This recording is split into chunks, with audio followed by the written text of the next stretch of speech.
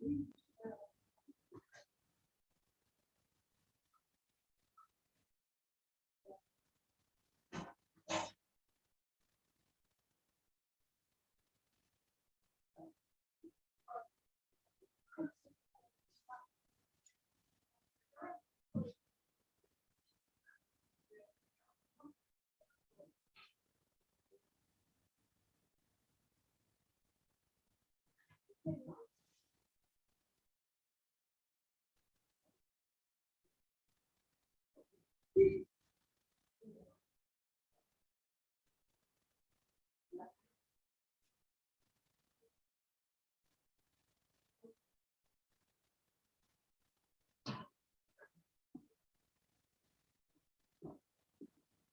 right. Place of pizza.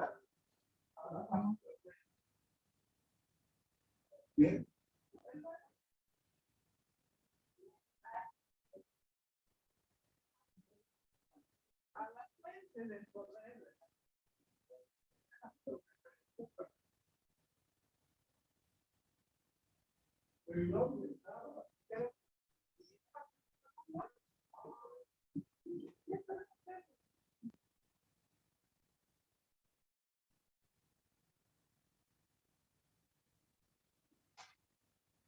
Oh.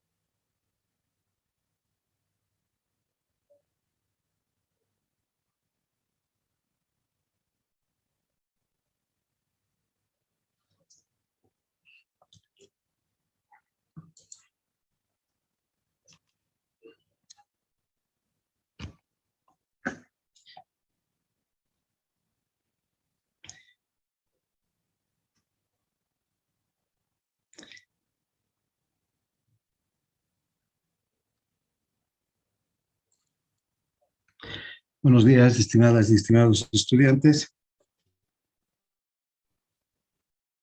¿Cómo me escuchan? Sí, buen día, doctor. Sí, Buen doctor, día, se le doctor, se escucha. escucha. Buen día, doctor. Bien. Ya, Bien, entonces empezamos nuestra clase. Bien,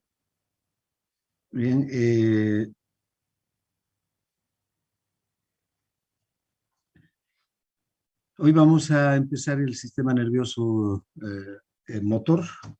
Entonces vamos a hablar de las características de la transmisión de los estímulos motores desde el sistema nervioso central hasta el músculo esquelético para que éste se contraiga y pueda producirse el movimiento. Bien, entonces vayamos hablando ya de lo que es las funciones motoras de la médula espinal y los reflejos medulares. Bien, vamos a hablar de que la médula espinal está organizada para las funciones motoras en una serie de neuronas que participan activamente de la transmisión de los impulsos motores, ¿no? Entre ellas están las neuronas anteriores o motoneuronas anteriores y también las interneuronas.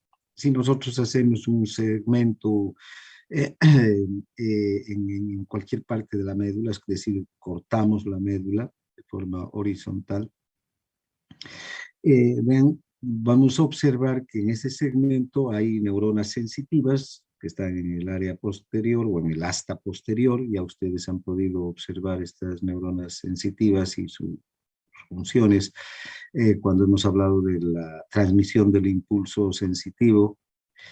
Luego están las motoneuronas, que son unas neuronas grandes, el doble de tamaño que las neuronas sensitivas, y están también las interneuronas, que son pequeñas neuronas muy excitables que se encargan de transmitir la información sensitiva, de integrar la información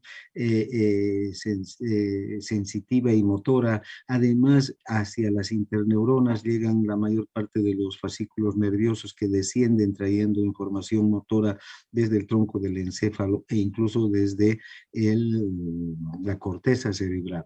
Entonces, estas interneuronas juegan un papel clave en la transmisión del impulso. Disculpe, doctor, no se escuchó nada de las interneuronas, creo que se escuchó entrecortado.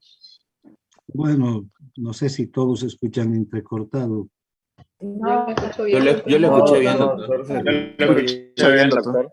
Debe ser su internet del compañero. Bueno, entonces, estas interneuronas tienen esa función, ¿no? De integrar tanto los estímulos motores que llegan a través de llegan a través de los fascículos descendentes desde el tronco del encéfalo y desde la corteza cerebral, y también estímulos sensitivos.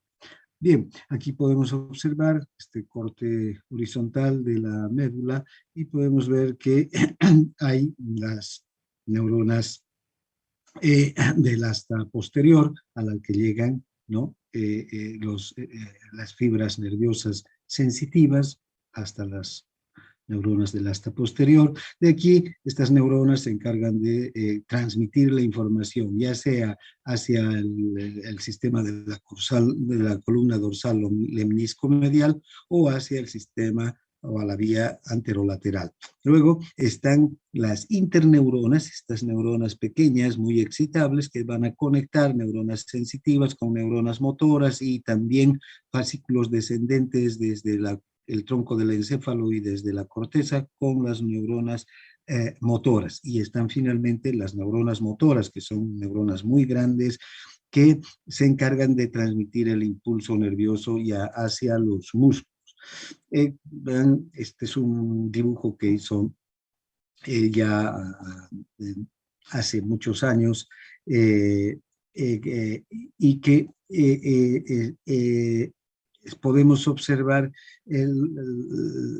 las la integración que hay entre las diferentes neuronas de la médula, ¿no? Podemos ver, por ejemplo, que hay neuronas sensitivas o interneuronas que integran o que conectan el asta posterior con el asta anterior.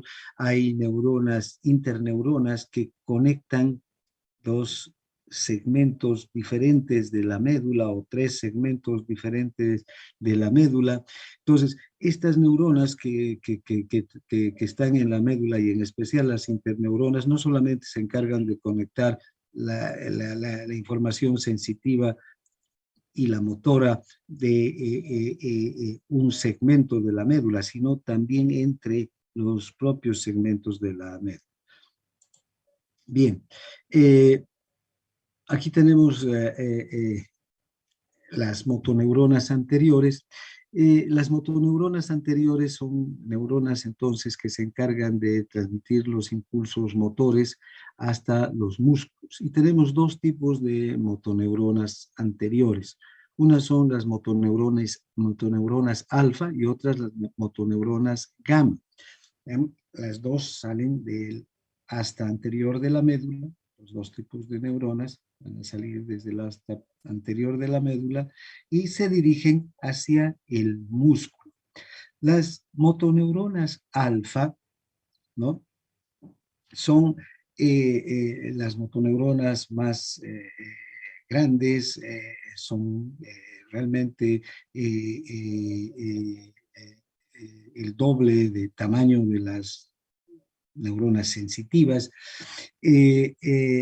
envían sus estímulos a través de los nervios raquídeos y de fibras de tipo A alfa hacia el músculo, hacia las fibras musculares, hacia las fibras extrafusales, estas fibras que se van a contraer. Estas neuronas, antes de llegar al músculo, se dividen en varios terminales y cada una de estas terminales va a inervar a una fibra muscular. Si se dirigen a un fascículo muscular, ¿verdad?, cada una va a llegar a una fibra muscular. El mismo impulso entonces nervioso va a estimular a muchas fibras musculares y estas fibras musculares se van a contraer porque aquí en este punto, en el punto de unión entre la fibra nerviosa y la fibra muscular, se encuentra la placa motora, que es el lugar donde se transmite el impulso. Eso ya lo hemos visto cuando hemos hablado de músculo esquelético, como la acetilcolina que es liberada aquí, abre canales de sodio. Estos canales de sodio despolarizan en la fibra muscular y esa despolarización hace que se abren canales de calcio del retículo sarcoplásmico y ese calcio se une al complejo troponina-tropomiosina y produce la contracción. ¿No es verdad? Entonces, tenemos este punto de unión neuromuscular o placa motora, donde termina la neurona alfa, la motoneurona alfa. Esta es una de las neuronas que transmite a mayor velocidad el impulso nervioso, porque estas son fibras nerviosas tipo A alfa, las más veloces y las más gruesas del sistema nervioso. En cambio, las motoneuronas gamma son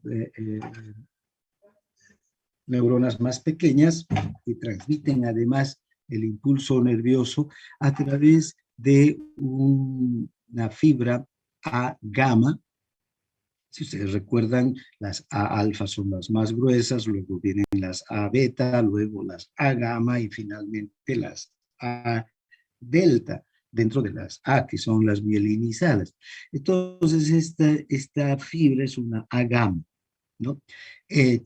No es tan gruesa ni tan veloz, pero transmite el impulso hacia el uso muscular. El uso muscular es un órgano sensitivo que está en el vientre del músculo, es decir, en el medio del músculo, entre las fibras extrafusales.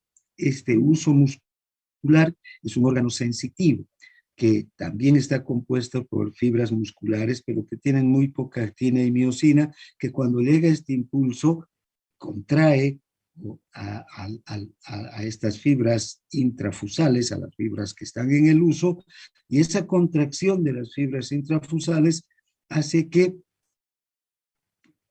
se transmita un estímulo sensitivo a estas terminaciones sensitivas, ¿verdad? Que parten desde el uso muscular y vuelven hacia la médula.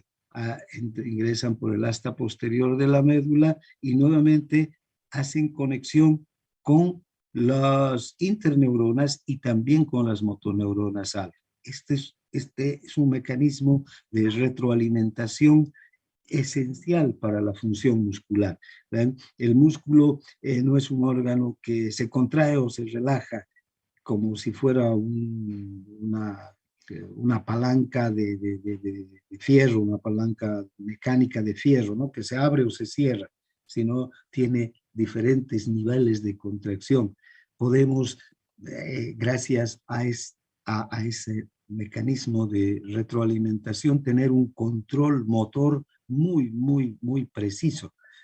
Y todas las actividades que realizamos, desde escribir o desde realizar una intervención quirúrgica o practicar un deporte o caminar por la calle, requieren de un control motor muy preciso, que no es solamente contracciones y relajaciones de los músculos. Entonces, gracias a este sistema de retroalimentación, entonces, que está a cargo de las motoneuronas gamma, los músculos pueden regular su contracción. Bien, entonces, nuevamente, las motoneuronas A alfa son gruesas, miden 14 micrómetros, transmiten a una velocidad de entre 100 y 120 metros por segundo su impulso nervioso y inervan las grandes fibras extrafusales, las fibras musculares que están fuera del uso, que son en realidad las fibras que se van a contraer y que van a dar la fuerza de contracción al músculo. Entonces, si vemos, la neurona A alfa llega a las fibras musculares, ¿no? Una fibra puede estimular de 3 a cientos de fibras musculares. El mismo impulso entonces va a llegar y se va a dividir en un circuito divergente hacia diferentes fibras musculares para que estas fibras se contraigan al mismo tiempo, ¿no? Todas las fibras de un fascículo muscular. En cambio, las motoneuronas gamma son más delgadas, ¿no? Miden 5 micrómetros, inervan las fibras intrafusales. Este es el uso muscular. Uso se llama por la forma en la que tiene, ¿no? Tiene la forma de un uso. Aquí en el centro del uso hay fibras musculares. Estas fibras musculares, sin embargo, tienen muy poca actina y miosina. Y es hasta ahí donde llegan las motoneuronas gamma. Estimulan a estas fibras intrafusales y estas se contraen. Esa contracción va a ser percibida por estas terminaciones. Estas son terminaciones nerviosas sensitivas. Perciben esa contracción de estas fibras intrafusales y transmiten esa información hacia la médula espinal, hacia el asta posterior de la médula, como hemos visto en la anterior diapositiva. ¿Vean? Vuelve entonces el estímulo, esta vez un estímulo sensitivo que parte del uso muscular hacia el asta posterior, ingresa por el asta posterior, unas se dirigen directamente al asta anterior y otras a las interneuronas. ¿Para qué? Para regular la contracción del músculo. Bien, finalmente están estas interneuronas, de las que hemos hablado también hace un momento. Son células muy pequeñas, neuronas que están entre las neuronas alfa y las neuronas sensitivas. entre las neuronas motoras y las neuronas sensitivas. Estas interneuronas son pequeñas neuronas que se excitan muy fácilmente, son muy excitables, pueden emitir hasta 1500 disparos, es decir, 1500 potenciales de acción por segundo, y lo que hacen es integrar las funciones motoras y sensitivas de la médula. Estas interneuronas también, por la cantidad de ellas que se encuentran en la médula, tienen diferentes o hacen diferentes tipos de circuitos nerviosos. Pueden haber circuitos convergentes, circuitos divergentes, circuitos de descarga repetitiva, es decir, de postdescarga, circuitos oscilatorios. Todos esos tipos de circuitos que hemos visto en una anterior clase están presentes entre estas interneuronas, puesto que lo que hacen es transmitir la información hacia las neuronas, primero entre ellas, entre las propias interneuronas, y después a las neuronas motoras, pero además hacia otras regiones de la propia médula espinal, ¿no? Hemos visto, este es un segmento de la médula. A segmentos superiores o segmentos inferiores, también estas neuronas son capaces de transmitir la información. Acabamos de ver ese gráfico que ya hizo Ramón y Cajal hace casi 2 siglos, y que el que ya observaba las características de estas pequeñas neuronas, estas interneuronas que están a nivel de la médula. Bien, ahora, para entender las funciones de la médula espinal, tenemos que conocer la característica de los receptores sensitivos que se encuentran a nivel del músculo. Estos receptores sensitivos que están en el músculo van a recibir los impulsos nerviosos procedentes de hasta anterior, que son impulsos nerviosos, de hecho, que se originan, estímulos motores que se originan en la corteza cerebral y que descienden ya sea por el fascículo piramidal o por las vías que toman el tronco del encéfalo a través del núcleo rojo, del fascículo vestíbulo espinal, del fascículo retículo espinal. Todos esos fascículos terminan en la médula, en las neuronas anteriores, en las motoneuronas anteriores, y traen el impulso motor, un impulso motor ya regulado e integrado, y ese impulso llega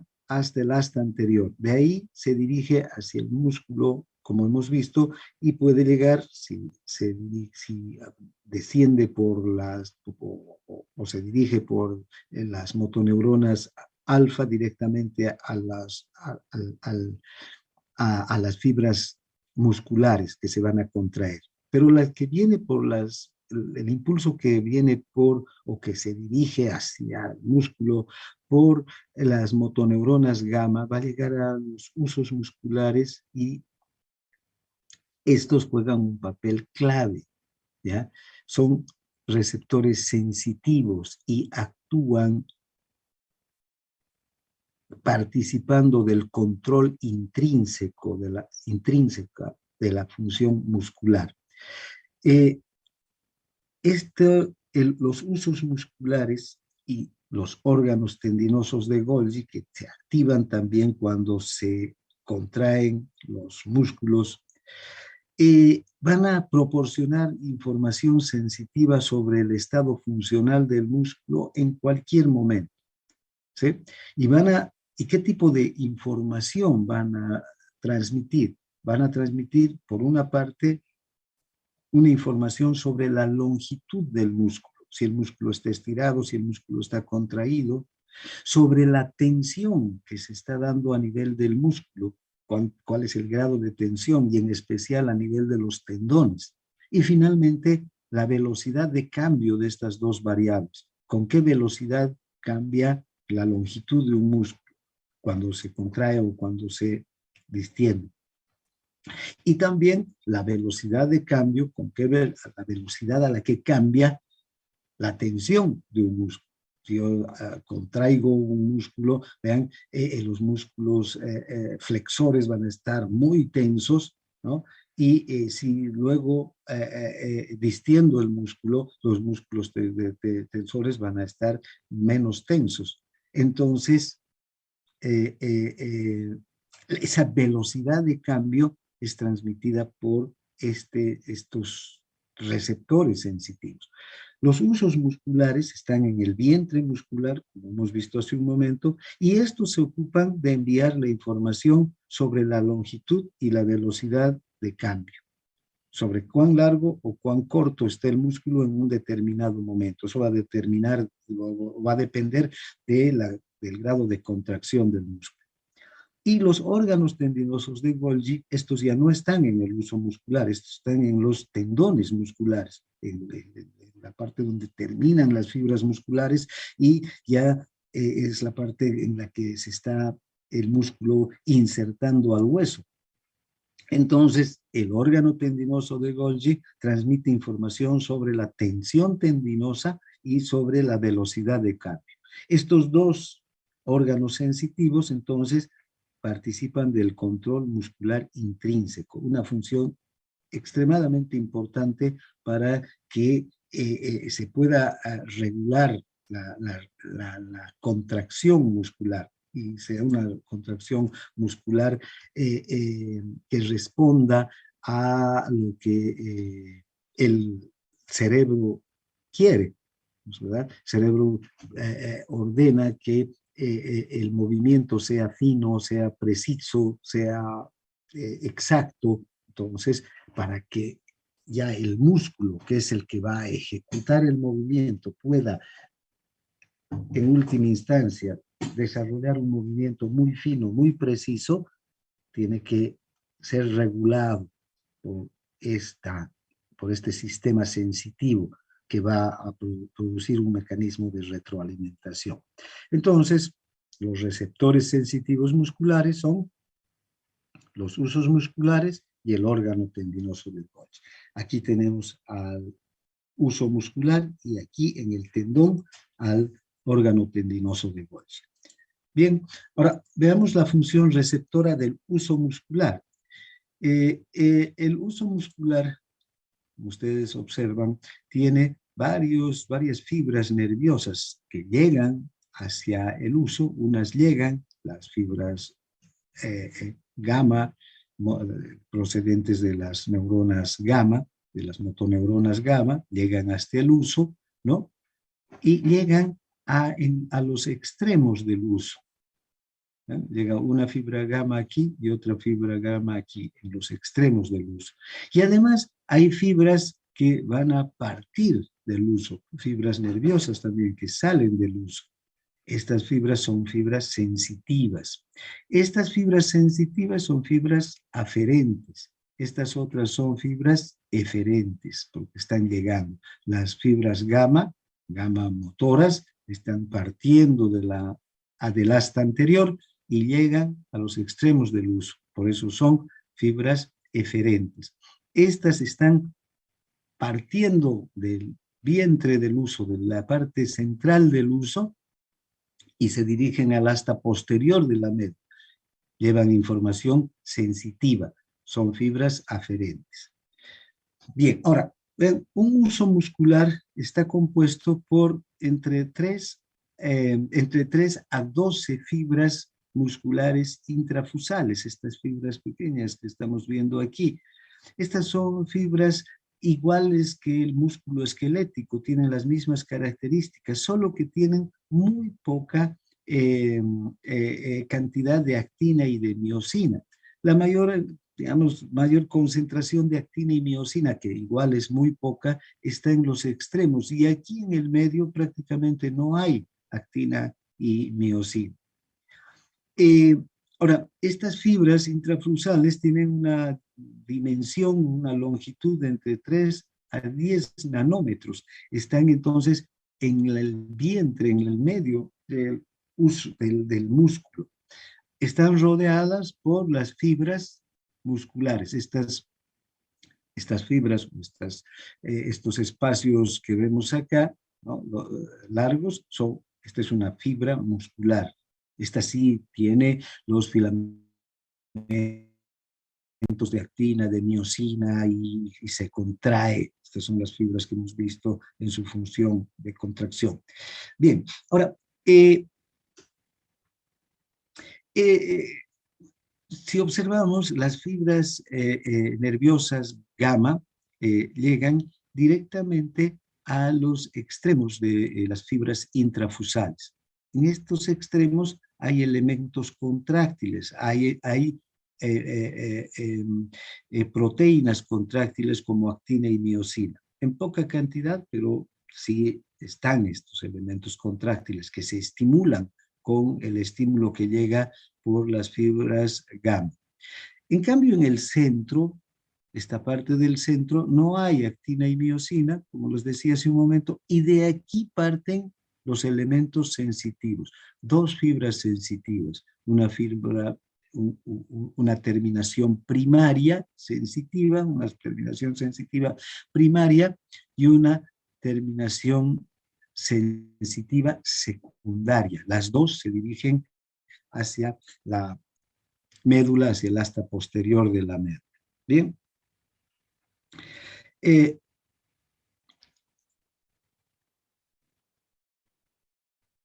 Entonces, bueno.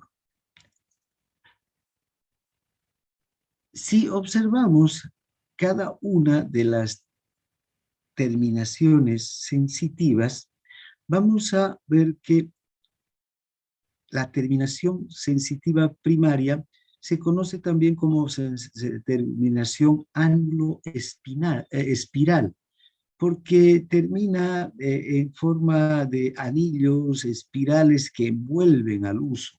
Entonces vamos a ver mejor aquí. Fíjense, ¿no? Termina en forma de espirales, fíjense, que envuelven al huso. Entonces, la terminación primaria tiene esa característica, envuelven a las fibras intrafusales como anillos. En cambio, la terminación secundaria no tiene esa misma estructura, sino más bien la terminación secundaria se distribuye como las ramas o las raíces de un árbol a lo largo de la fibra intrafusal. También podemos ver aquí, ¿vean? La terminación secundaria va a tener este tipo como esta, va a terminar extendiéndose. Se sitúa al lado de la terminación primaria, generalmente. Bien, ahora, volviendo a la terminación primaria, esta terminación, entonces, que envuelve, ¿no? Que tiene esa forma de anillos en espiral, sale del huso, ¿eh? Y se dirige hacia la médula a través de fibras musculares o fibras nerviosas gruesas de 17 micrómetros. Estas son más gruesas incluso que las motoneuronas alfa. Entonces la velocidad de transmisión por estas fibras es muy alta, 100 metros por segundo, ¿no? O 120 metros por segundo. O sea, las velocidades más altas del sistema nervioso están por estas fibras también. Y es importante que esta velocidad de transmisión sea alta porque está llevando la información que requieren las motoneuronas para regular la contracción nerviosa. Tiene que llegar a la médula y volver a la médula. Recuerden, esta terminación primaria, si volvemos aquí, fíjense, tenemos la terminación primaria que va a llegar directamente hacia las motoneuronas para coordinar nuevamente el estímulo motor que va a volver a salir hacia el músculo para regular la contracción. O sea, esta información fluye en milisegundos, la que llega desde el asta anterior hasta el uso muscular por las motoneuronas gamma, la que llega desde el asta anterior a las motoneuronas por las motoneuronas alfa hacia la fibra muscular. Toda esta información llega en milisegundos. Pero además, esta otra que parte nuevamente, esta insensitiva que parte del uso y vuelve a la médula, tiene que ser también muy veloz. Otros milisegundos para coordinar la contracción que se está realizando, para que el movimiento del músculo sea preciso, sea fino. Podamos ensartar un hilo en una aguja. Así de preciso tiene que ser el movimiento. Y hay otros movimientos más precisos todavía que esos. O sea, hay acciones que requieren de movimientos mucho más precisos, ¿no? Imagínense un neurocirujano cuando está operando entre las neuronas. Requiere que el movimiento de sus manos sea muy, muy preciso. Entonces, hay que coordinar ese movimiento. No son simplemente contracciones y distensiones de los músculos, eso sería muy básico, elemental en el sistema nervioso, ¿no? Vamos a ver el reflejo miotático, que es así, la respuesta al estímulo, nada más. Bien, entonces, volvamos. Entonces tenemos la terminación primaria. La terminación secundaria, en cambio, fíjense, termina al lado de la terminación primaria. Esta ya no tiene esa forma ánulo espiral, y se conecta con una fibra nerviosa sensitiva tipo 2 de 8 micrómetros y se dirige también hacia la médula espinal para llegar a las interneuronas y conectarse con las interneuronas, ¿no? Esta terminación suele terminar como las ramas de un árbol o de un arbusto aquí, ¿no? Bien, ahora, tenemos por otra parte las fibras intrafusales. Las fibras intrafusales también no son iguales. Entonces, hay unas que son fibras musculares de bolsa nuclear y otras fibras musculares de cadena nuclear. ¿En qué se diferencian estas de bolsa de las de cadena? Si observamos este dibujo, vemos las dos fibras. Esta es la de bolsa nuclear y esta es la de cadena. ¿Por qué se llaman así? Porque, fíjense, esta es la fibra intrafusal y los núcleos de esta fibra, que son numerosos, se agrupan como si estuvieran dentro de una bolsa, como si tuviéramos unas manzanas o naranjas o pelotas dentro de una bolsa, ¿ya? Están agrupados. De hecho, hay una aquí dilatación en la fibra muscular para contener a todos los músculos agrupados. En cambio, los de cadena, fíjense, los núcleos están unos al lado de otro como si se trataran de una cadena, ¿no? De los eslabones de una cadena. Entonces son dos tipos de fibras muy diferentes por su organización, pero también por sus funciones. La fibra, la terminación nerviosa sensitiva primaria suele llegar a las dos, o partir de las dos, de los dos tipos de fibras, como ustedes pueden ver. La terminación nerviosa primaria parte desde las células en bolsa y también de las células en cadena. En cambio, la secundaria solamente parte de las fibras en cadena nuclear. Esta lleva una información más veloz, hemos visto, esta es una fibra más gruesa, esta tiene 17 micrómetros, se dirige directamente a través del asta posterior hacia el asta anterior.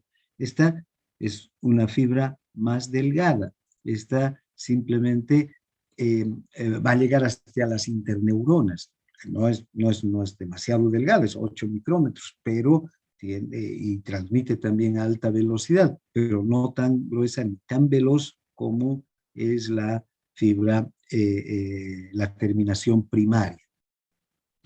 Entonces, estas son características de las fibras musculares, ¿no? Vean, las de cadena, entonces, son estas más delgadas, o de hecho también los núcleos están alineados como si fueran una cadena, ¿no? Y parte de la terminación nerviosa son fibras de 8 micrómetros. Ahora, ¿cuál es la respuesta de las terminaciones primarias y secundarias a la longitud del receptor? Fíjense, hay una respuesta estática que cuando la porción del uso se estira con longitud, es decir, cuando el estímulo que llega hasta el uso muscular a través de las fibras gamma es poco intenso y el uso se estira con longitud, el número de impulsos que parten desde las terminaciones primarias y secundarias aumenta casi en proporción directa al grado de estiramiento. Y estas terminaciones continúan transmitiendo estas señales durante varios minutos. Entonces, la respuesta estática es cuando el estímulo sensitivo que es transmitido por las terminaciones primarias y secundarias responde a este estiramiento con longitud y es transmitido durante varios minutos, ¿no? Estas terminaciones primarias y secundarias entonces transmiten sus impulsos por un largo periodo de tiempo, porque el uso también se está estirando con longitud. En cambio, la respuesta dinámica es cuando la longitud del uso aumenta de forma repentina, cambia de forma repentina, es la terminación primaria la que recibe un estímulo potente y es esta terminación primaria la que va a enviar una respuesta inmediata, ¿no? Esta terminación primaria responde de un modo vivísimo, dice, un modo instantáneo, digamos, y activo a la velocidad de cambio. Por eso es que el uso muscular informa al sistema nervioso, en este caso a la médula espinal, sobre la longitud del músculo, ¿no? En todo momento, en cada instante. Eso lo hace a través de las terminaciones primarias y secundarias, y también lo informa de la velocidad del cambio de esa longitud. Si esa longitud del uso varía, obviamente esa longitud del uso tiene que ver con la longitud de todo el músculo, ¿no? Si esa longitud varía, inmediatamente va a ir un estímulo sensitivo a través de la terminación primaria para informar al sistema nervioso sobre la velocidad de cambio en la longitud del músculo. Bien, entonces, vean, esas son las funciones de las terminaciones primarias y secundarias. Ahora, también los nervios motores gamma se dividen en dos tipos de nervios motores, unos gamma dinámicos y otros gamma estáticos. Depende de en qué momento van a participar estos nervios motores gamma en el control de la intensidad de la respuesta estática y de la respuesta dinámica. Los nervios motores gamma dinámicos excitan las fibras intrafusales de bolsa nuclear y entonces va a haber una respuesta dinámica muy potenciada, pero la respuesta estática apenas se va a ver afectada, ¿no? Porque solamente van a estimular a los de bolsa nuclear.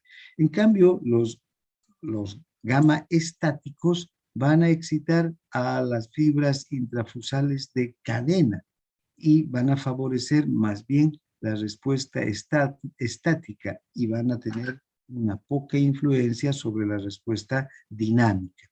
Entonces, vean, los nervios gamma dinámicos entonces son los que van a enviar los impulsos hacia estas fibras, hacia estas fibras que son las de bolsa nuclear. Y inmediatamente se va a transmitir una respuesta dinámica potente. En cambio, la respuesta estática apenas se va a ver afectada. Eso es cuando hay un cambio. Recuerden, la respuesta estática es cuando hay un cambio en la longitud del músculo.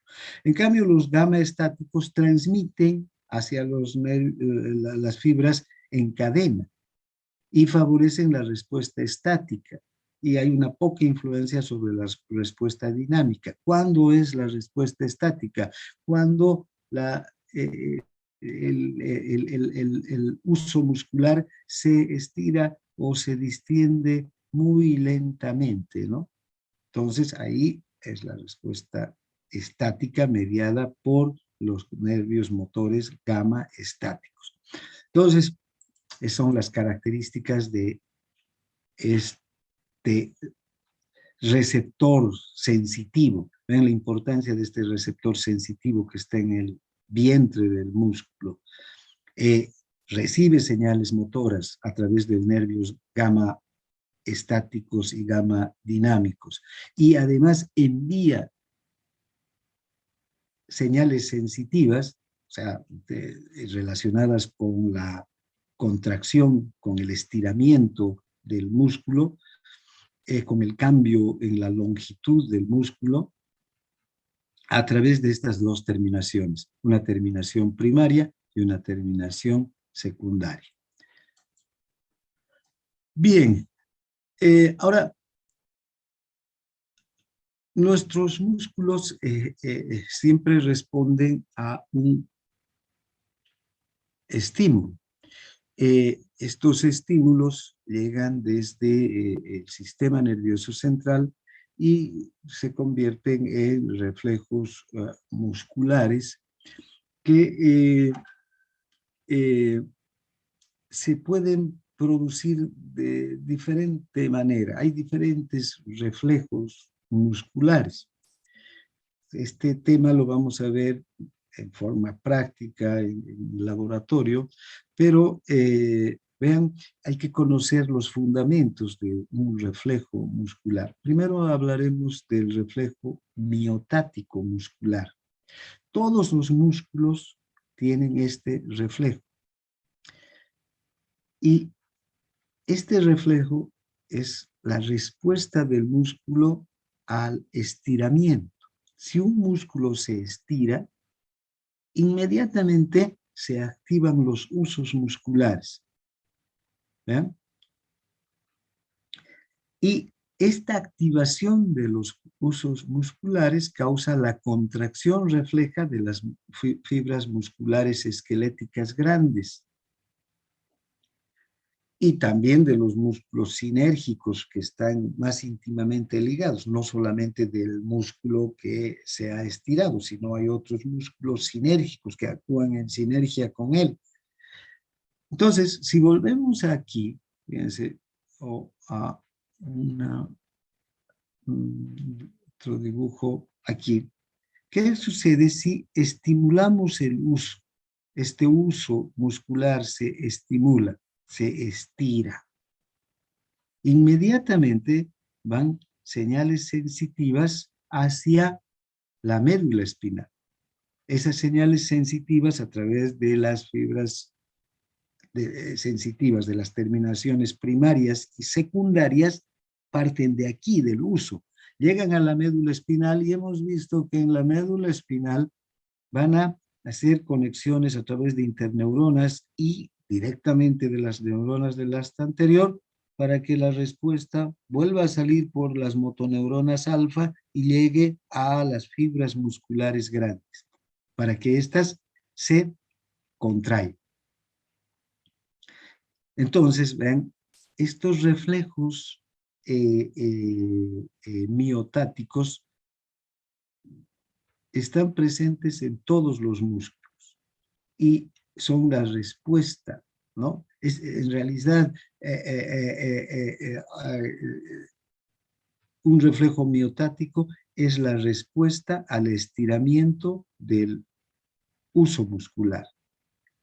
Es un reflejo de tipo monosináptico. ¿Por qué? Porque vean, solamente hay una sinapsis, digamos, ¿no? La fibra sensitiva que parte del uso y llega a la fibra motora y luego la fibra motora hacia el músculo, hacia la fibra muscular esquelética. El impulso aferente parte del uso muscular, se dirige hacia el asta posterior de la médula, ingresa, hace contacto, una sinapsis con la neurona del asta anterior y desde aquí parte un estímulo motor hacia la fibra del músculo esquelético del mismo músculo del que ha partido el impulso. No va a otro músculo, sino va a la fibra esquelética del mismo músculo del que ha partido el impulso. Porque es este uso el que se ha estirado, ¿no? O ha sido estimulado, este uso, y desde aquí parte el estímulo sensitivo y vuelve el estímulo motor a las fibras musculares. ¿Sí? Entonces, es el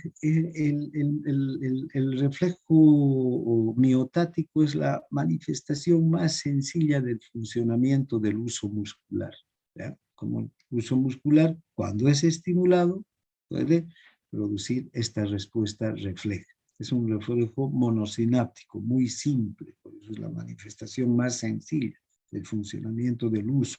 Estimulamos el uso y inmediatamente hay una respuesta. Vamos a ver varios reflejos monosinápticos cuando exploremos los reflejos. Por ejemplo, el reflejo rotuliano es un reflejo que se estimula, que se explora en la clínica y lo único que se hace es golpear con un martillo de reflejos el tendón rotuliano y la respuesta que uno espera es la hiperextensión de la pierna. El paciente tiene que estar sentado con las piernas colgando y con el martillo de reflejos hacemos esa exploración. Lo vamos a hacer y vamos a ver. Y recuerden cuando estemos haciendo este ejercicio en el laboratorio, que es esto lo que ocurre. Estamos estimulando el uso, ese estímulo solamente va hacia la médula espinal, ahí se integra el estímulo sensitivo con la neurona motora, y la neurona motora se encarga de traer el estímulo motor para que se produzca la respuesta muscular, el estiramiento de la piel. Hay varios reflejos monosinápticos que vamos a estudiar.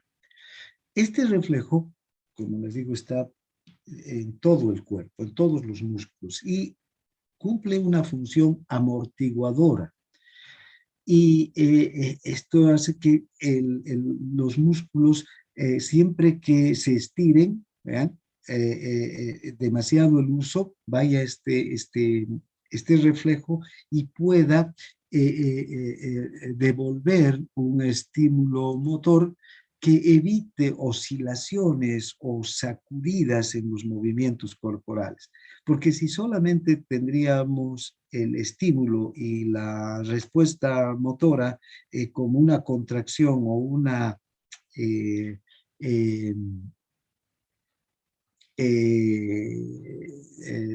distensión, o los músculos funcionarían por la estimulación, contrayéndose y relajándose al máximo, habría sacudidas, oscilaciones grandes de los movimientos corporales. ¿no? En cambio, gracias a esta función amortiguadora, los impulsos que se transmiten desde la médula van a regular adecuadamente la función y la contracción del músculo, van a suavizar las contracciones musculares. De lo contrario, serían impulsos que provocarían movimientos irregulares, ¿no?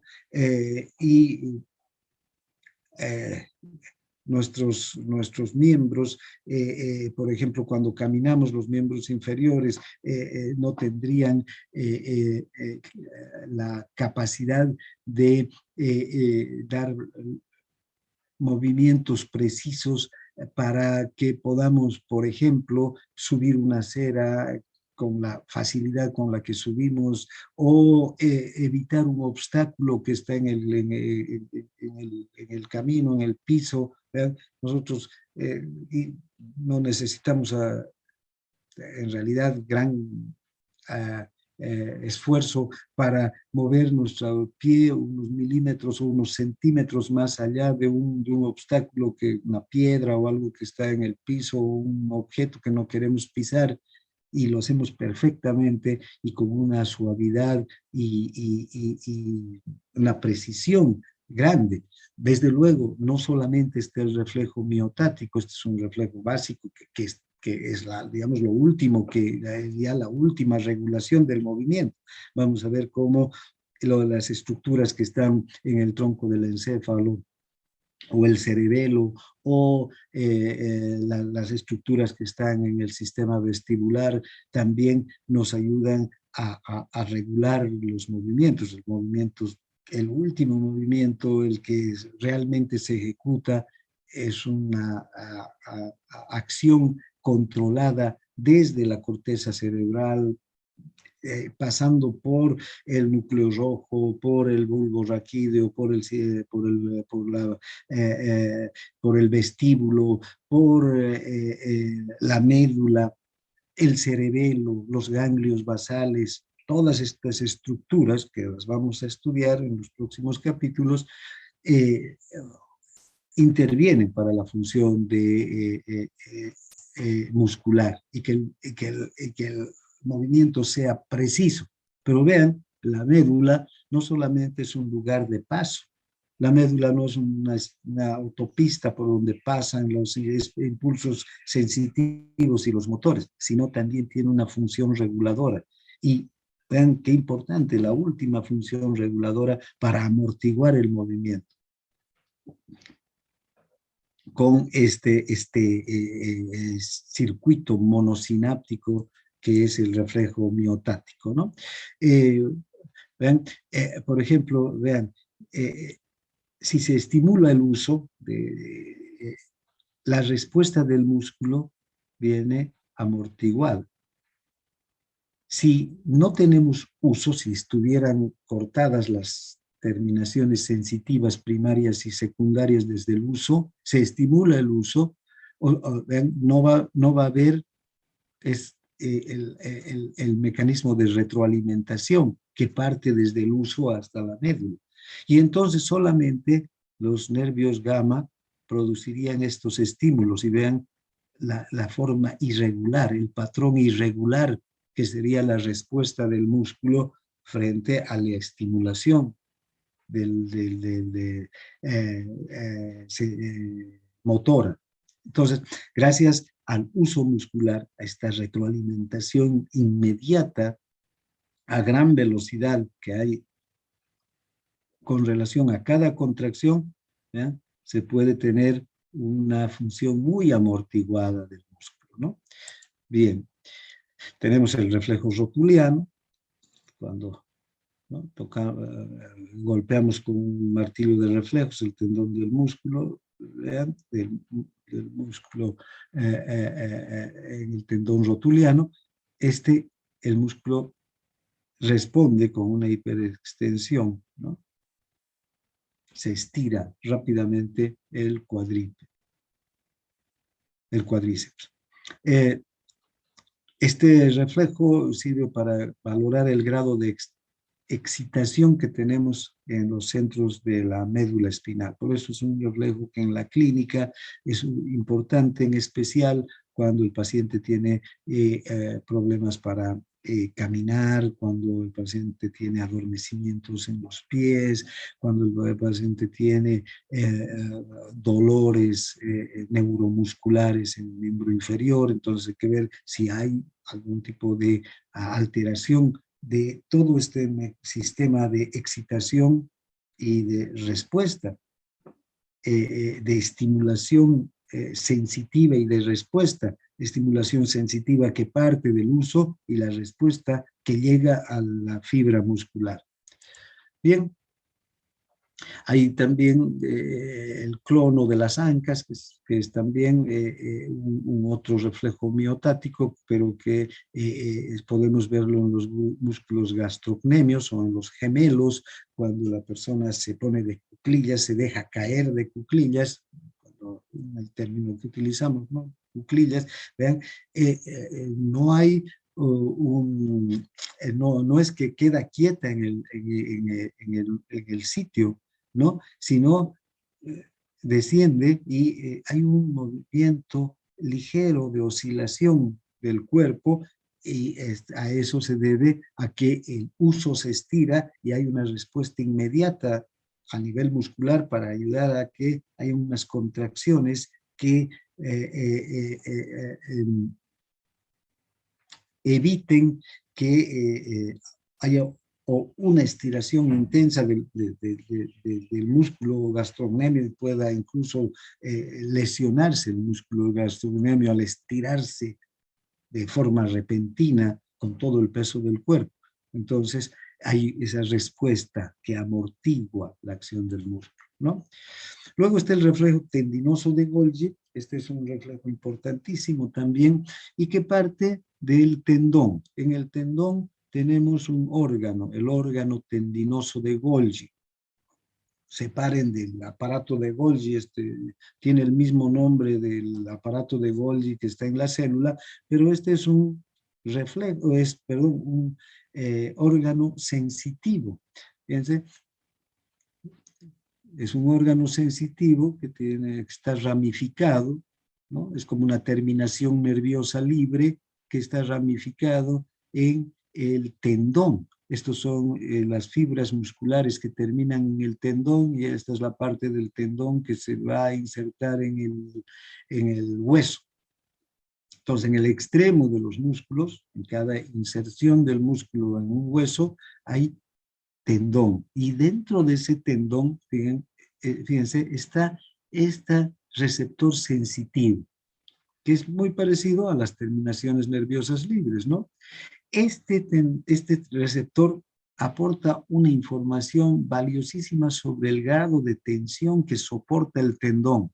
Cada vez que un músculo se contrae, vean, este tendón soporta una tensión enorme, porque este tendón es el que está insertado al hueso y evita que, o permite primero que se pueda producir la contracción. Es un punto de apoyo de la palanca que hace el músculo. Si no hubiera este tendón y no habría la inserción en el hueso, no habría el punto de apoyo de la palanca y no se podría hacer fuerza y no se podría hacer movimiento muscular. Los músculos funcionan como palancas y este es un punto de apoyo. Entonces, vean que este tendón soporta una fuerza muy grande en cada vez que hacemos un movimiento o una contracción.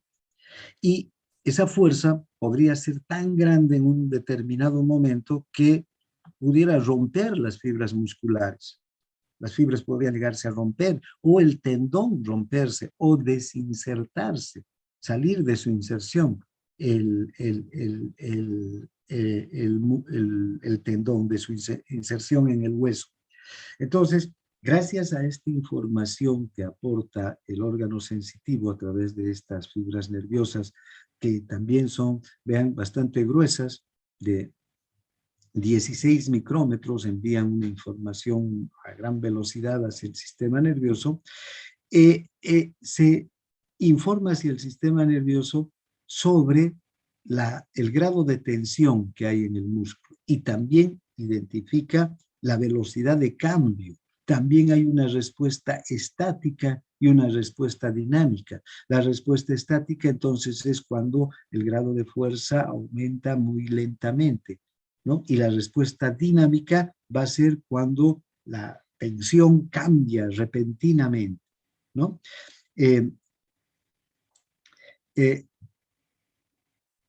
Si hay un cambio de la tensión muy brusco, el músculo está haciendo una tensión, una fuerza grande y la tensión en el tendón es muy, muy alta, fíjense, y cambia, entonces ese cambio es la respuesta dinámica. Eso informa la velocidad de cambio de la tensión. Y cuando el tendón está con un grado de tensión uniforme o cuando está aumentando lentamente la tensión, será la respuesta estática, ¿no? Bien. Entonces, vean estos impulsos que parten del órgano tendinoso de Golgi a través de estas fibras 1B de 16 micrómetros, fibras muy gruesas, envían a gran velocidad, ¿no? Y hacia la médula espinal. Y estos impulsos llegan a la médula espinal, al asta posterior, luego a través de las fibras largas del fascículo espinocerebeloso posterior, van hasta el cerebelo y otras hacia la corteza cerebral. Y esta información que está llegando hasta la médula, hasta el cerebelo y hacia la médula, hace que luego se empiecen a transmitir señales inhibidoras, ¿no? Este es entonces un reflejo inhibidor, tiene un carácter inhibidor. Si la tensión sobre el músculo o sobre el tendón particularmente es muy grande, este reflejo inhibidor que vuelve desde la corteza, desde el cerebelo y desde la médula, llegan directamente hacia el músculo, pero ya es un estímulo inhibidor que llega al músculo. ¿Para qué? Para que el músculo baje, disminuya la fuerza de contracción y que disminuya también la tensión excesiva que está sobre el músculo y sobre el tendón. Esto es entonces este reflejo inhibidor del órgano tendinoso de Golgi lo que hace es proteger la integridad del músculo y del tendón. Es decir, que esta tensión no sea tan alta que en un momento pueda romper las fibras musculares, puedan romperse las fibras musculares, o que se rompa el propio tendón, o finalmente el tendón se desinserte del músculo al que esté insertado, ¿no? Bien, entonces esa es la función del órgano tendinoso de Golgi. También tenemos otros reflejos. El reflejo miotático, vean, es un reflejo monosináptico. Tenemos reflejos miotáticos que vamos a explorar, no solamente el reflejo miotático, el reflejo rotulano, vamos a ver el reflejo del bíceps, vamos a ver el reflejo maceterino, varios reflejos vamos a explorar y cada uno de estos reflejos explora la función de un circuito, ¿no? Una vía aferente sensitiva y una vía eferente motora, ver la integridad de esa vía. Para eso se hacen los reflejos. Vamos a ver el reflejo maceterino, el reflejo palpebral, vamos a ver el reflejo bicipital, que se utilizan en la clínica para explorar la integridad de estos circuitos nerviosos. Esos son reflejos miotáticos. Los reflejos, entonces, miotáticos son reflejos monosinápticos. Ahora, también tenemos reflejos polisinápticos, es decir, que no son tan sencillos, tan elementales como el reflejo miotático. ¿Ven? El reflejo miotático es el típico arco reflejo, ¿no? Una vía sensitiva y una vía motora, y ahí acabó. Aquí tenemos, por ejemplo, reflejos polisinápticos, mucho más complejos, como el reflejo flexor y el reflejo de retirada. El reflejo flexor, vamos a analizar aquí, esperen un segundito, aquí, con esta gráfica. Vean, el reflejo flexor es muy sencillo, pero es un reflejo polisináptico, y así como este tenemos muchos. ¿Qué sucede si sobre la mano, aquí sobre la piel de la mano, hay un estímulo doloroso, un pinchazo, una quemadura sobre la piel de los dedos de la mano? Si usted se quema o se pincha, primero parte un estímulo sensitivo, los receptores, los nociceptores, entonces recogen ese estímulo a través del nervio raquídeo sensitivo, va hacia el asta posterior, ingresa al asta posterior, y aquí no se dirige directamente al asta anterior para volver al músculo, sino, fíjense, va a llegar a interneuronas que están en la médula, ¿no? Estas interneuronas van a llevar la información a través de una divergencia de señales hacia las motoneuronas, que van a inervar los músculos que van a facilitar la contracción y los músculos que van a permitir también que esta contracción se dé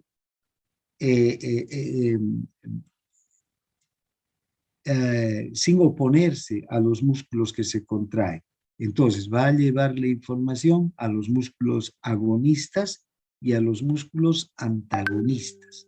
Estos músculos agonistas son los que van a contraerse. ¿Para qué? Para que yo retire la mano del lugar de donde me está provocando el dolor, ya sea una aguja, una espina, un fuego, lo que ustedes quieran, un lugar de temperatura extremadamente caliente, me produce dolor, va la sensación sensitiva, aquí las interneuronas llevan la información hacia las motoneuronas, que parten hacia los músculos agonistas. A estos los va a excitar para que se contraigan y retiremos la mano, pero no vamos a poder retirar la mano si al mismo tiempo no se inhiben los músculos antagonistas, es decir, estos se relajen. Entonces, ven, aquí este reflejo ya es más complejo, intervienen muchas neuronas, muchas sinapsis, por eso se llama reflejo polisináptico. Este es el reflejo el reflejo flexor. ¿Por qué se llama flexor? Porque flexionamos inmediatamente un miembro desde el lugar donde hay un estímulo sensitivo que nos produce dolor o cualquier otro tipo de estímulo, pero que nos obligue a retirar la mano. Puede ser, no, también, puede no ser un estímulo que parta aquí, fíjense, puede partir de la vista. Si yo estoy con la mano extendida y aquí hay una serpiente, inmediatamente voy a retirar la mano, ¿verdad? Bien, para que no me muerda la serpiente. Pero en este caso, si es un estímulo doloroso de la mano, el reflejo tiene esta vía. También hay lo que se conoce el reflejo de retirada o el reflejo extensor cruzado.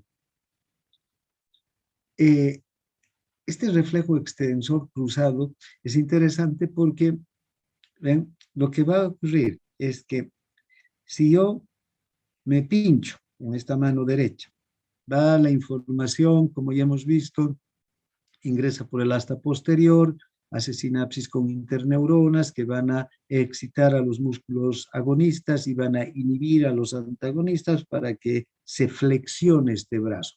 Pero al mismo tiempo, en el mismo momento, va a haber conexiones con el lado contralateral de la médula, con interneuronas del lado contralateral de la médula, para que se produzca una excitación a los músculos extensores y una inhibición a los músculos flexores. Entonces va a haber aquí también músculos agonistas para la extensión y antagonistas para la extensión. Entonces los antagonistas se van a inhibir y los agonistas se van a excitar, los extensores se van a excitar.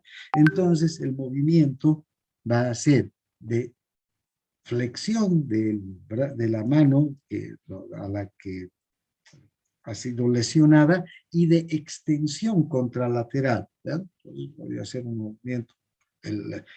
Extiendo un brazo y flexiono el otro, donde ha habido el estímulo. Este se llama entonces el reflejo extensor cruzado. Extendemos el miembro contrario al que ha sido, donde se ha producido el estímulo. Este es un reflejo más complejo todavía. Intervienen más interneuronas, más músculos también. Y además, tanto en el reflejo flexor como en el reflejo extensor, bien, el estímulo no parte del mismo músculo como en el reflejo miotático. En el reflejo miotático, recuerden, el estímulo parte del músculo. Cuando se estira el uso muscular, es cuando por las terminaciones sensitivas va el reflejo a la médula espinal y vuelve ya por las neuronas alfa, ¿no? Pero en este caso no ocurre eso. ¿Dónde nace el estímulo? En la piel. Es un reflejo superficial.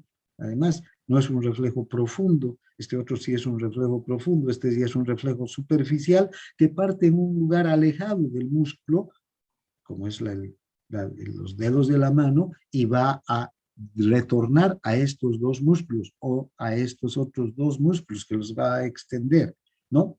Entonces, estos son reflejos polisinápticos.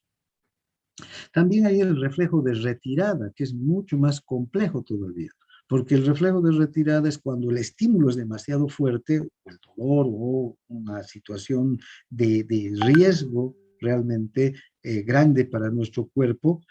Lo que hacemos es flexionar el lado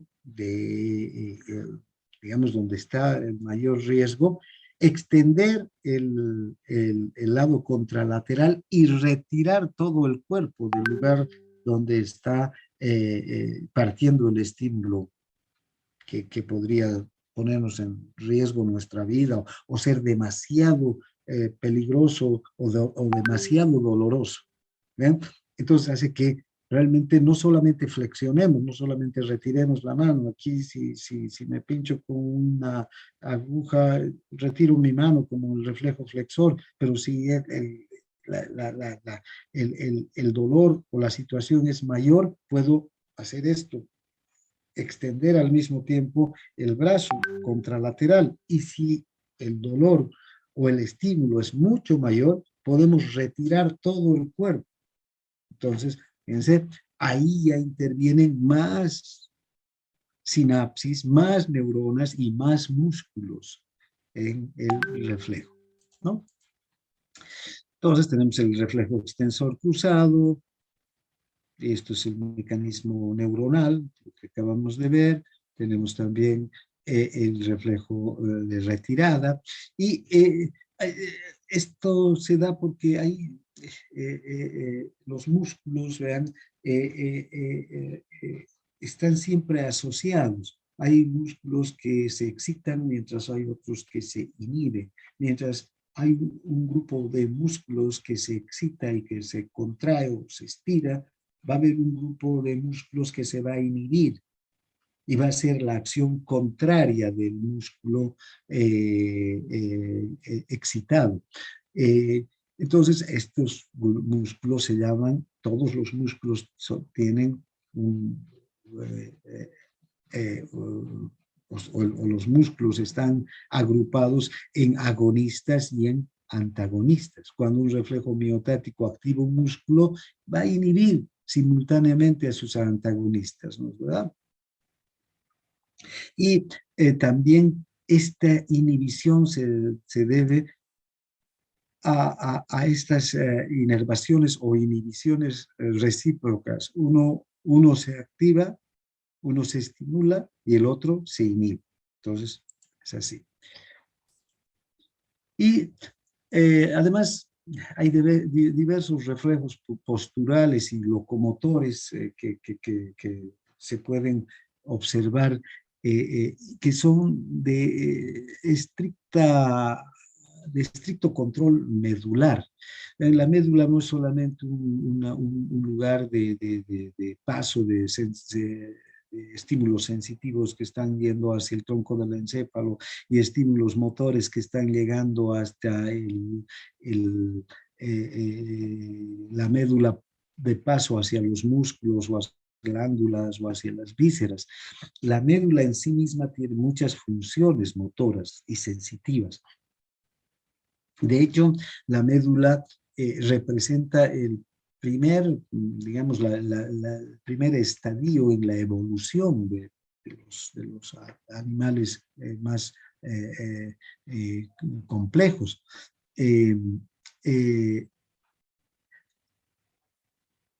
La médula puede controlar, ¿vean?, varios movimientos. Uno es esta reacción de apoyo positiva. Puede una persona o un animal tener un corte, o sea, digamos, un traumatismo que seccione a nivel por debajo del bulbo raquídeo la conexión entre el bulbo y la médula. La persona puede vivir, ¿no? Pero va a quedar, desde luego, sin capacidad de caminar, de tener funciones motoras que le permitan su autonomía. Pero vean, se pueden despertar ciertos reflejos en estas personas. Por ejemplo, la reacción de apoyo positiva. En los animales se puede observar que cuando se estimulan las almohadillas, digamos, como las plantas de las patas de los animales, estos inmediatamente estiran las patas. No hay una conexión con el cerebro, no hay una conexión con el bulbo raquídeo, con la protuberancia, con el cerebelo. Está cortada la conexión por un traumatismo, hay una sección a ese nivel. Y, sin embargo, vean, hay un control medular que puede permitir esa respuesta. Los reflejos medulares de enderezamiento también, ¿no? Que intentan pararse, que nos intentan poner de cuatro patas. A los animales, en los animales se ve con mayor, con los cuadrúpedos se ve con mayor nitidez esto. Luego, movimientos rítmicos de la marcha en un solo miembro, también, ¿no? Como cuando nosotros caminamos, vean, siempre, y la marcha recíproca de las extremidades. Cuando caminamos, movemos las piernas y también los brazos, y si nos observamos, estos movimientos son muy parecidos a lo que hacen los cuadrúpedos, los animales, pero los animales mueven las cuatro patas rítmicamente, y nosotros con el mismo ritmo que un animal mueve las cuatro patas, movemos nuestras piernas y nuestros brazos cuando vamos caminando. Bueno, podemos mantener nuestros brazos quietos si queremos, ¿no es verdad? O con nuestras manos en nuestros bolsillos, pero cuando caminamos y vamos moviendo los brazos, lo hacemos con el mismo ritmo y en la misma secuencia que haría un animal, un cuadrúpedo. Este reflejo está controlado, ese movimiento de las extremidades opuestas en la marcha está controlado por la médula, ¿no? Entonces, esta marcha diagonal de las cuatro extremidades, el reflejo de marcar el paso, está controlado por la médula también. Y finalmente, el reflejo del galope en los animales también está controlado por la médula. Y hay reflejos musculares, medulares que pueden causar un espasmo muscular. Por ejemplo, cuando hay una fractura de un músculo o de un hueso, todos los músculos que están alrededor del hueso se contraen. Ese es un reflejo que está directamente controlado por la médula. Ese estímulo no sube hasta el cerebro o hacia el tronco del encéfalo. O en la musculatura, cuando se contrae la musculatura en la peritonitis. Van a ver que cuando hay una peritonitis, por ejemplo, y ustedes tocan el abdomen del paciente, ese abdomen está durísimo. ¿Por qué? Porque los músculos están contraídos. Si ustedes tocan el abdomen, eso lo van a aprender en semiología, tocan el abdomen de una persona que no tiene peritonitis, que no tiene problemas de infección intestinal, peor de infección del peritoneo, tocan y el abdomen es blando, fácil a la palpación, se deprime con facilidad. En cambio, en este caso, incluso vean, se conoce con el signo de abdomen en tabla, como si estuviéramos tocando una tabla de duro, la tabla de una mesa, ¿no? Entonces, ese reflejo de contracción de esos músculos también está directamente controlado por la médula. Los calambres también, por el estiramiento del músculo, inmediatamente la respuesta es la contractura, el espasmo muscular, también están controlados por la médula. Y hay muchos reflejos autónomos del sistema nervioso autónomo que solamente los vamos a nombrar porque todos estos los vamos a ver cuando hablemos de cada una de estas estructuras en su sistema, cambios en el tono vascular, ¿verdad? Puede haber variaciones de la temperatura local de la piel que van a producir que haya una mayor vasoconstricción o una mayor vasodilatación, o la sudoración también, ¿no? Deriva del aumento del calor en cualquier parte de la superficie cutánea y se produce una sudoración. Ahí empiezan las glándulas sudoríparas a funcionar, independientemente de que haya o no conexión con el cerebro. Reflejos gastrointestinales que controlan las funciones motoras del intestino. También una persona que en la que ha habido una sección de la médula espinal, ¿ven? Puede seguir se alimentando porque el intestino va a tener su propia función de movimientos gastrointestinales controlados desde la médula espinal, o reflejos peritoneo-intestinales que inhiben la función digestiva cuando hay una peritonitis, así como se quedan contraídos los músculos del abdomen cuando hay peritonitis, también hay una contracción de los músculos lisos del intestino y no hay función intestinal. Reflejos de evacuación para vaciar una vejiga o un colon también. Un paciente, al principio, cuando hay una sección medular total, el paciente puede no tener estos reflejos de evacuación de la vejiga, es decir, el reflejo de micción o el reflejo de defecación, pero luego de unos días después del traumatismo empieza a restablecerse el reflejo de micción, la persona empieza a orinar y también a defecar. Son reflejos, no tienen ya control cortical, desde luego, pero el reflejo de evacuar la vejiga o el colon está presente, ¿no? Bien, entonces vean todos estos reflejos que los vamos a estudiar cuando analicemos cardiocirculatorio, gastro o renal, vamos a volverlos a tocar y vamos a ver cómo funcionan puntualmente. Bien, ven, si colgamos a un perro, este perro de experimentación, se ha hecho un corte en la médula antes de la conexión con el bulbo. Si lo colgamos este perro de esta cinta, ¿no? El perro va a empezar a mover las piernas como si estuviera caminando, ¿no? ¿Y qué es lo que sucede cuando hay una sección de la médula y un shock medular? Vean, se mantienen muchos de los reflejos, las neuronas de la médula empiezan a funcionar independientemente ya de las neuronas de la corteza cerebral o del tronco del encéfalo. Al comienzo la presión puede descender, pero luego el sistema simpático de estar bloqueado va a empezar a recobrar sus funciones en cuestión de días y la presión se va a normalizar. Los reflejos musculares esqueléticos también quedan bloqueados y después se normalizan. Podemos encontrar en especial reflejos miotáticos, otros reflejos que requieren de la intervención de estructuras más superiores no van a estar, pero los reflejos miotáticos, vean, solamente el reflejo miotático es estimular el uso y la respuesta que vuelve desde la médula para la contracción del músculo. Y finalmente, reflejos que controlan la vejiga y el colon se van a volver a establecer y la persona va a volver a eliminar orina, a eliminar heces fecales, ¿no? Sin mayor problema. Bien, hasta aquí entonces llegamos con este primer tema de sistema muscular. No sé si hay alguna consulta.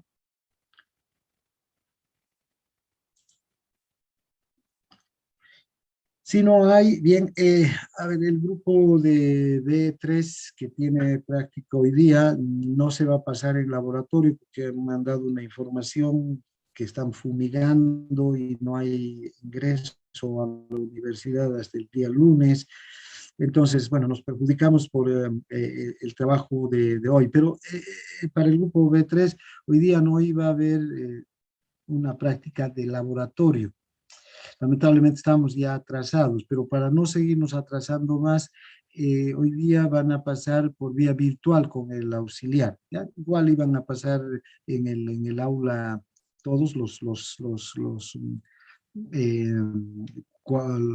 40 alumnos, pero en aula, ¿no? No iba a ser en laboratorio. A partir de la próxima clase, todo normal en laboratorio, el primer grupo del B1 le toca la próxima clase y luego la otra semana al segundo grupo del B1, ¿no? Entonces, para no perjudicarnos, vamos a pasar por vía virtual. Ya el auxiliar les ha debido mandar el enlace y entonces, después de esto, ya pueden empezar la clase. Bien, gracias por su participación. Nos vemos la próxima semana. Está bien, doctor, muchas Hasta luego, gracias. doctor. Muchas gracias, doctor. Muchas Hasta luego. gracias.